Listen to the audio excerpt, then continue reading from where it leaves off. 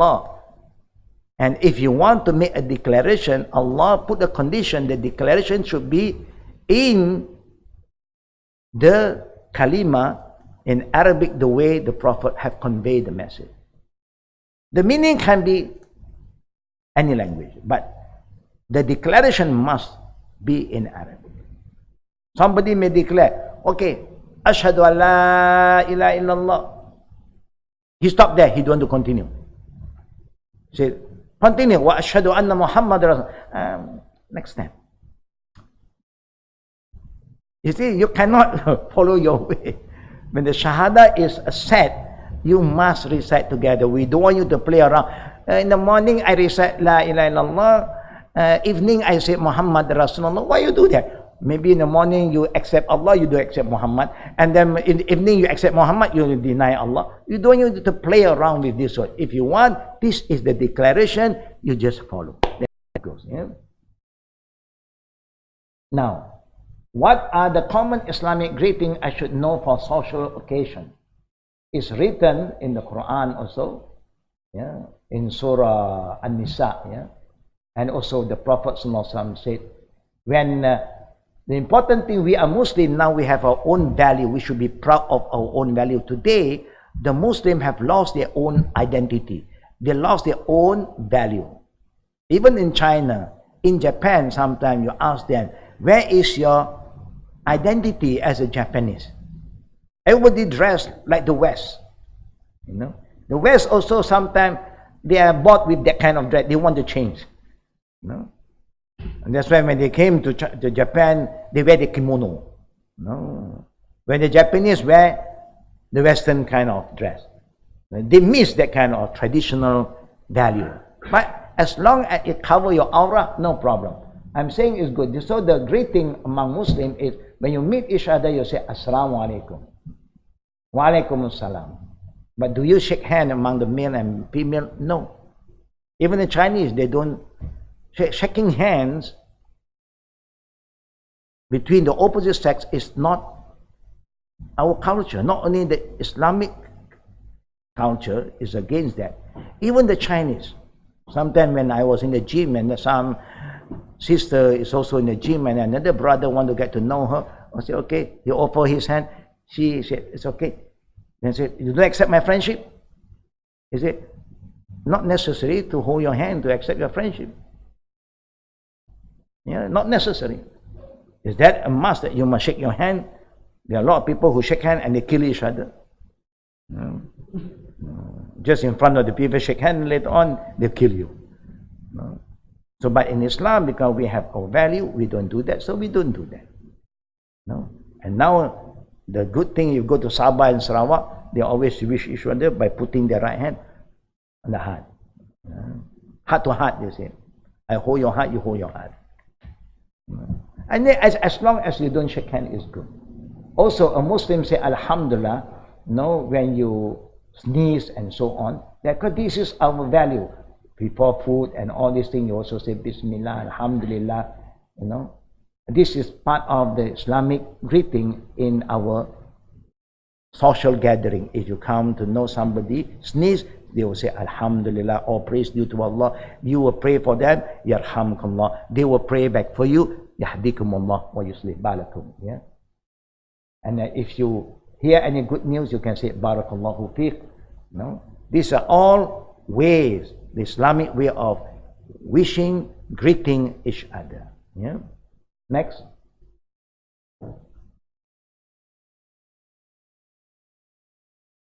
Now, I have recently accepted Islam.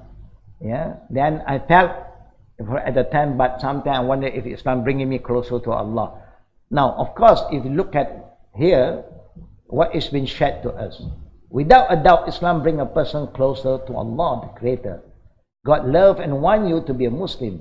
Rest assured of that, Islam links the human being to his true God through the belief in the oneness of God and through various acts of worship. The more one worships Allah, the more he draws near to him. And this is one of the things that we must believe. If you say you have committed yourself to believe in this religion, you have to learn about this religion. It's like that you said, I want to be in this company, then you must know the law of the company, the regulation, the do and don't, and you follow. Then you see, no, you will be happy to be known that I am from this company. I belong to this group. I belong to that, because you know, what you are in. So you are sure to get closer to Allah when you put an effort. Anything you do, you must be committed. It's very important. Commitment is very important. It's just like we who are here now. After this, we are going to move to the second level. The second level is not to make it difficult for those who are beginners, but it is just to bring you to the second level so that you are ready. And we also are not sure whether all of you prefer structured kind of classes, so that you can follow smoothly. You have books, like we also have books to refer to. You also have a book to refer to, so it's easy for you to develop. Because we come here once a week. So when you have a book to refer, you can keep on reading, refreshing yourself, reminding yourself, and then when you have issues, you come back and we will just focus on the issue, and now you will have a better understanding. So the second level is more, I would say that you are going deeper a bit. Still linked to the beginning, the first level, but at least you have a better understanding.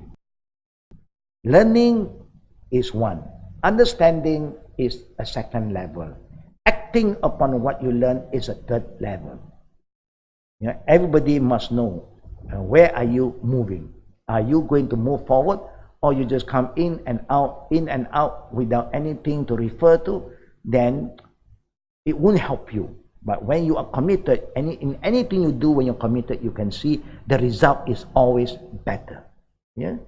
Just be sincere to yourself and be committed. The rest, then you'll see Allah will make it easy for all of us. Whatever we do it consistently. We have something to refer to after this. You will see the difference. Next, do we have others? Yes, so many to go through. I'm new to Islam, but I don't know any Muslim, and I'm scared to approach a mosque. Is there anyone available to help me? There's now in the website, you can get into the website if you are not staying near to any Islamic center. If other than that, the best way is for you to invite yourself, because people will not know whether you are Muslim or not. So when you feel that you are Muslim, you welcome yourself to the Muslim community. And that's why the Muslim, when they see another Muslim, especially we who don't look like the normal Muslim, like in Malaysia, if you look Malay, then they know that you are Muslim. They look Chinese a bit, they thought that Chinese are non-Muslim, And if you look European, also they did not say that you are Muslim. If you look Arab, they say you are Muslim, even you are not a Muslim, because that is the norm. So for us who have been a Muslim, it's easier for you, to introduce yourself. That's why the Quran said, "I make you different, but the best is those who are more piety to Allah, and you must get to know each other." So if you're Muslim, you start.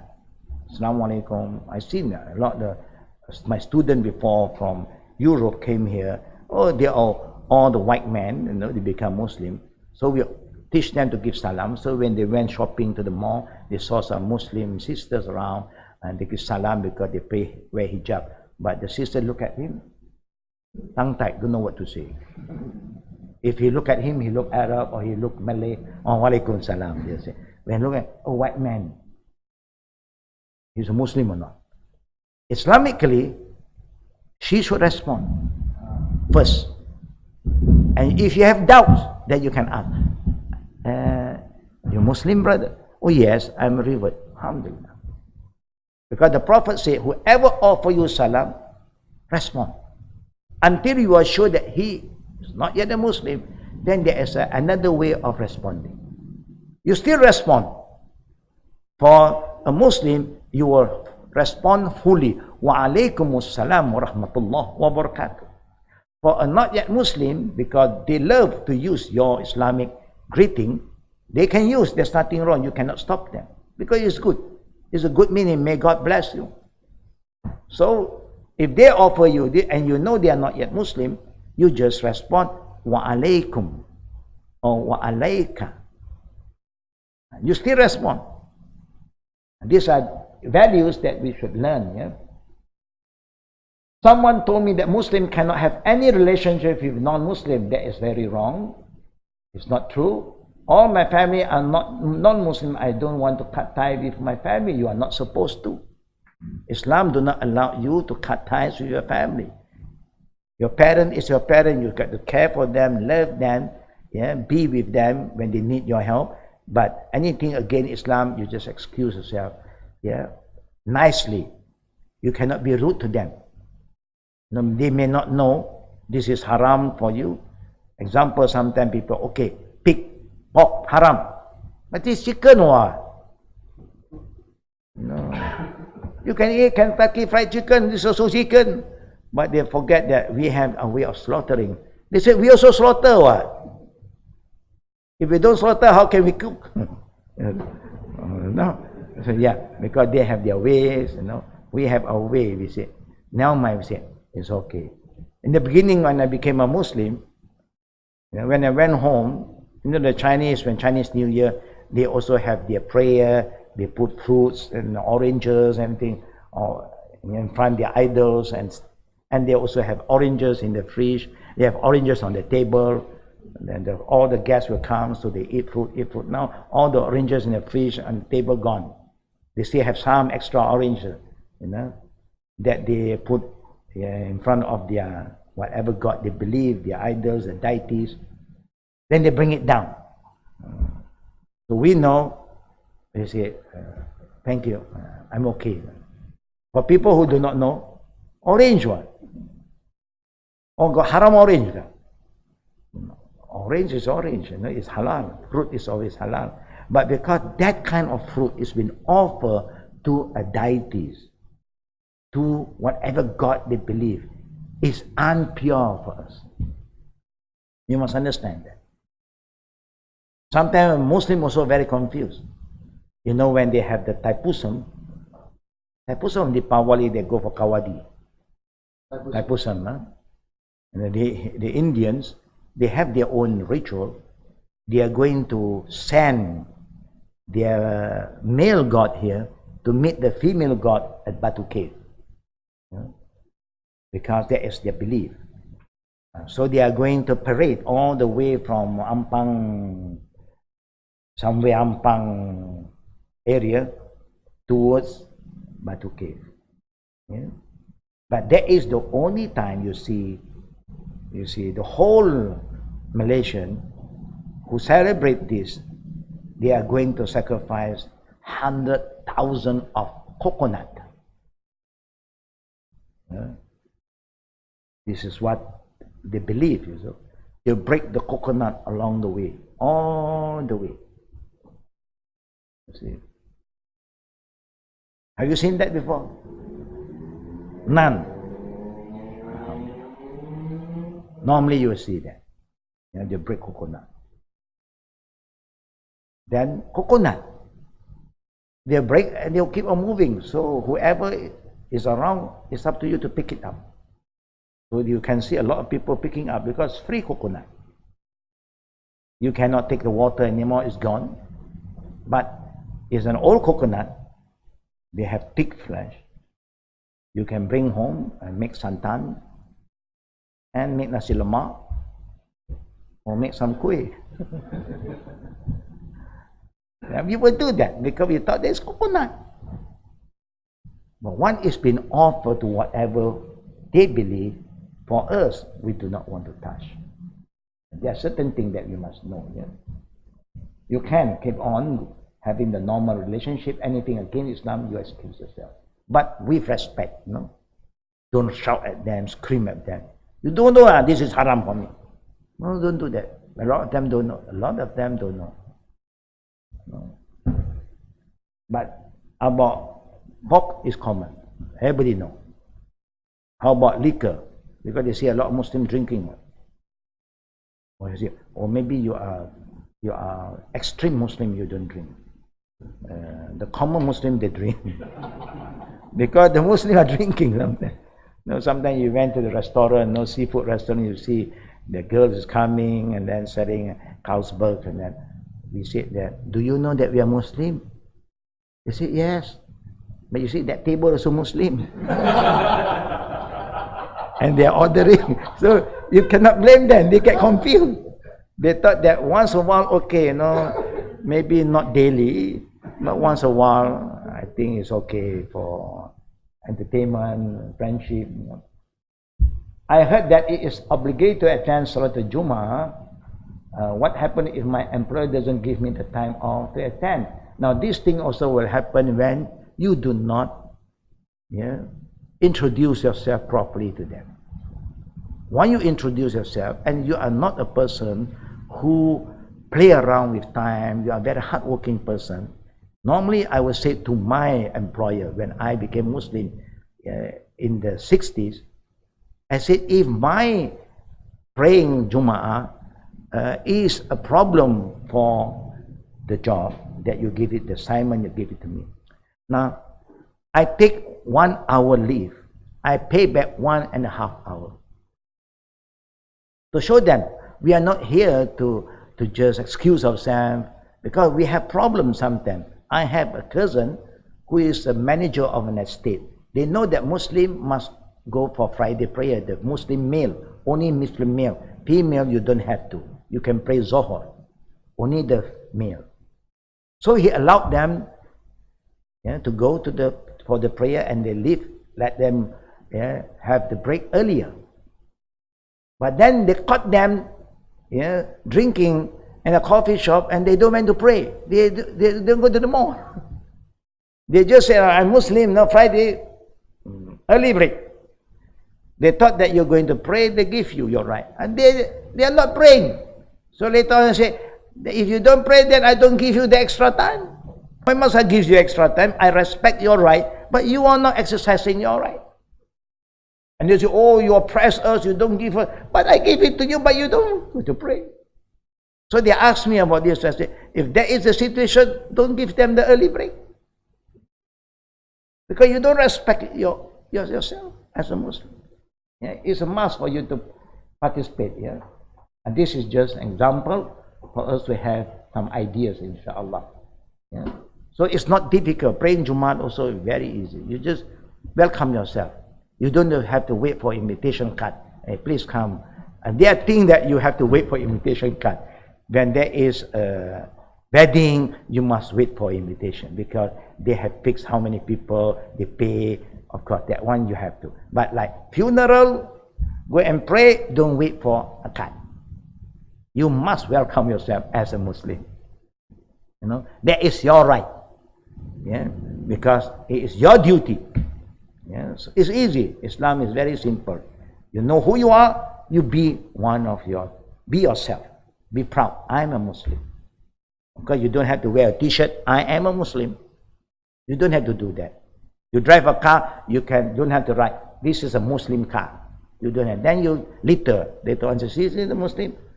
The dirty Muslim, they throw rubbish out from the car. It's not good,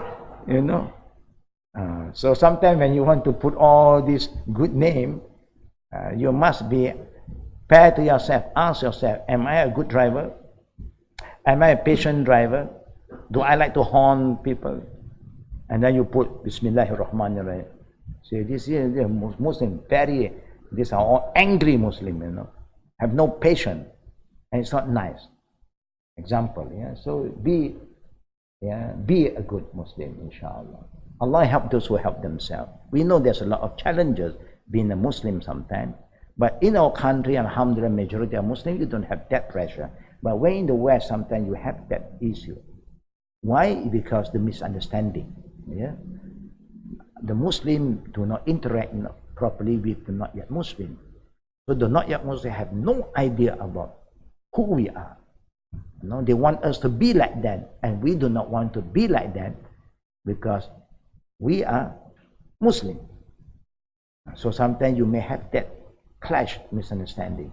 But if we have integrate ourselves closely, I think there's a lot of understanding. And then you can see, now you can see like in New Zealand, in Christchurch, when the Muslim is praying, Friday prayer, a lot of the not yet Muslim is witnesses. They are there to witness their prayer. It's good to see what the Muslim are doing. And let them know what the Muslim is talking about for Friday sermon. And the Muslim is taking ablution, and then they see and they learn. When you know a person better, then the relationship grows. Get to know each other is important. But a lot of time, we tend to hide our own identity, and it's not good. You know? Now we are going for the second part, inshallah, the second level. Now, brothers and sisters, once again, we just want to check with you all. How do you feel? Do you like the class in the future to be more structured, that the books that we have it here, that you can own the book and then you can read by yourself? Or you prefer just come in and out and so on, nothing for you to refer to? Then it's because at the end of our level, maybe we just want to have more intensive Q&A to make sure that we have the understanding already. Then we move you to the third level and so on. What do you think? Okay. I think this is very important that the new Muslim comes in here with a prepared document for us to, Go through. That we know this is going to be this section from today. It's just like much more well informed. Yeah. Just like you can see all the papers are blank. Yep. No books, no paper, no pen, nothing. So do they really learn? Alhamdulillah. The thing. Yeah. Maybe our mind are very sharp, Yeah. So we with like a high RAM. I don't have a good RAM, so this is the problem. Yeah. For level 2, if the level 1 also we have one. Yeah.